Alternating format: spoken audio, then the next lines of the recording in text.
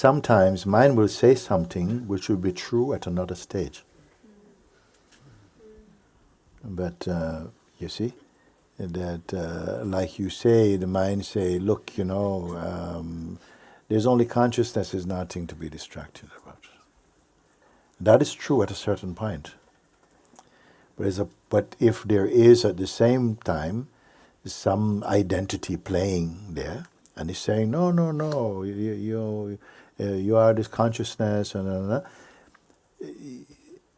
it's still good that these voices come, because you have to exercise your discernment. Maybe you try this thing and you find, it's not quite like that.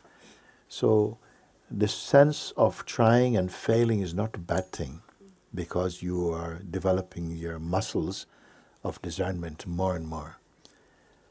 We overcome through failure also, through some delusions can come. In fact, I say, you said you're distracted, or so many distractions come. And I would say there's no such thing as a distraction.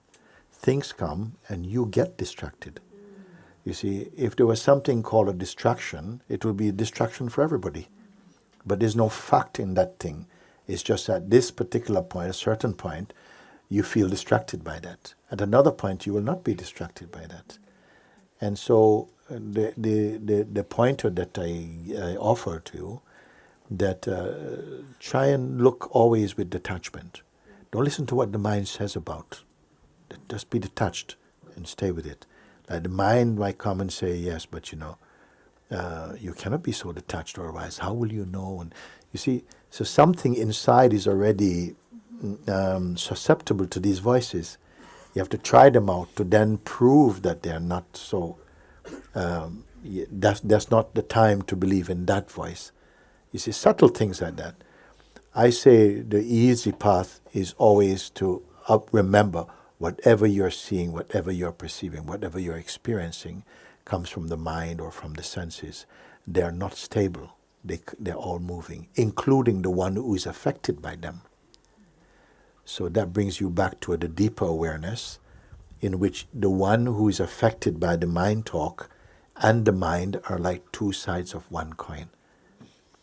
That's a very difficult teaching to catch at first, because of this firm belief in personhood. So you will start by learning as a person, and then you start to observe the person itself. When you can observe to catch the person and say, no, that's been personal, and that, something is deeper watching, and that which watches the person is not personal. It didn't tell you that. Somehow it was a time to realize that that is not personal. Then the sense of the personal distractions, they will just float away from you.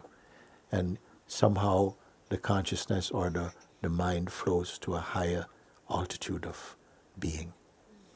Actually, this is what I found complicated for me, because with this understanding, I don't find nothing left to do. But still, I don't Nothing feel... left to do like what, for instance? Like nothing left to do, meaning? Also the doer, I can perceive also the doer. So when I try to follow after the pointing, I don't found to the person have something to do. Yes. I can perceive the person, I can perceive the doer. So everything is good. I don't need to do nothing. Yes, and this I is what who doesn't have to do anything. Is it personal or impersonal? If I perceive it, it's personal. Yes. The person cannot choose to be not personal. A deeper awareness catches that that's personal again. You see? So somehow all these little tricks, you are growing in wisdom and deepening in your awareness to catch them out as they come. At a certain point, the whole structure starts to collapse. Once you see that without personal identity, they have no ground to live. They have come not for your beingness, they come for the potential to go into personhood. Because it is the person that is relating to these energies, to these thoughts and so on, you see? So when you catch that not only this idea is not true, but the one who believes it is also not true. And that is a quintessential pointing. If the person you're catching also, who has been saying, oh, I'm suffering, why am I having it so hard, is itself a thought construct. It's not easy. Sometimes you think you catch it in the mind. But at a certain point, only by staying as the awareness in which all things, no matter what, at some point, you see, everything can be useful. At some point, even the scriptures are seen and they're meeting. But there's no cynicism, there's no specialness about that. You're seeing that everything is phenomenal. Because something you perceive today to be truth in a phenomenal way, the next moment you question it, you see, like that. So is truth something that can be true one day and not true another day? And you see, no, it cannot be.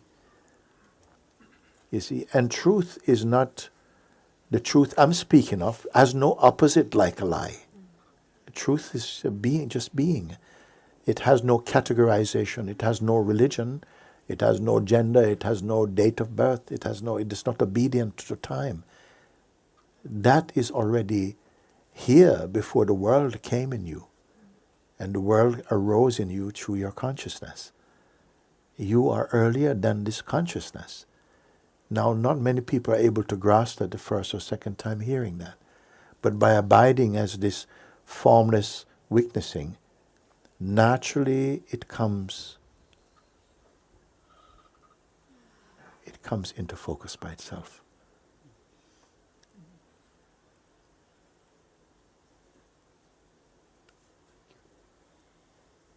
These things, they will come, that you feel, I have no way, because now I'm very happy that you expose this, because there are people who will tell you, yeah, there's nothing to do, there's nothing to be, nothing to do, but they have a smell about it, like a little bit of arrogance, a little bit of something will give them away. And if you don't catch it there, you'll catch it soon. There's a time when you really believe, yes, I got it, there's no such thing as a person, there's only awareness, I'm the consciousness, I wasn't born. And if you hear someone speaking like that, watch it. I recognize it in me, actually. Yes, it can become. That's good if you catch it in you, better than also catching it in others. You catch it. And it's something that once you catch it, it's not like, oh, that's disgusting. No. The mind is imitating a little bit like this. You catch it, and more somehow something watches that and become more aware. When it comes up, there's a distance there. And just stay in the emptiness. You learn to stay in the emptiness. It is the greatest knowledge. I found this distance actually allow it to be. Allow to this person is know and everything flow and there is nothing to do. Yeah. I perceive it also. Yeah. And it's probably part from the duality, part from the natural flow. It's what of the duality? It's part from the duality. It's different from the duality? No, or it's part in of the duality. duality. Yeah, okay, good. And I can recognize how it's part from the duality. So I go back and I say, okay, also with this I don't have nothing to do. Also with this person, this is arrogance, things he think he know, and with this also I don't have what to do. Yeah. I feel like what you are sharing, if I'm hearing you correctly, that if you're catching that even the seeming arrogance of the one who knows is itself phenomenal and cannot be true, and it's simply recognized, but there's not any necessarily an emotional response to that. You follow? Mm-hmm. It's not like, oh no, I catch it. So that is also, and now we can say, well, okay, next time I just won't get emotional about it. And then still feelings. So all these subtle ways in which the mind and identity has found a way to kind of live has been something particularly aligned with your own karmic expression, while I use this, while that means something. But gradually as you're catching it, it's just that little puddle of water is drying up in your seeing. It's just drying up. Like the power to influence and to grow in its influence is burning up like that. At a certain point, you will not feel any richness in trying to define yourself. By somehow defining becomes confining. You see? So something is just here, and I don't even want to call it a thing, you see. Everything else looks like a thing, but at even some point, all the different things becomes manifestation of this one thing. And it's not that, oh, I've lost the world, I love all this diversity, and all. It's not like that. It's not like that. Somehow it's more that you see that life is taking care of life. And so the need of the person to manipulate to get things right is a total delusion, which we will live with while we have this sense of ego, arrogance. We live with it until we get tired of the frustration and the failure of being a person. Or earlier, it's cut by another way.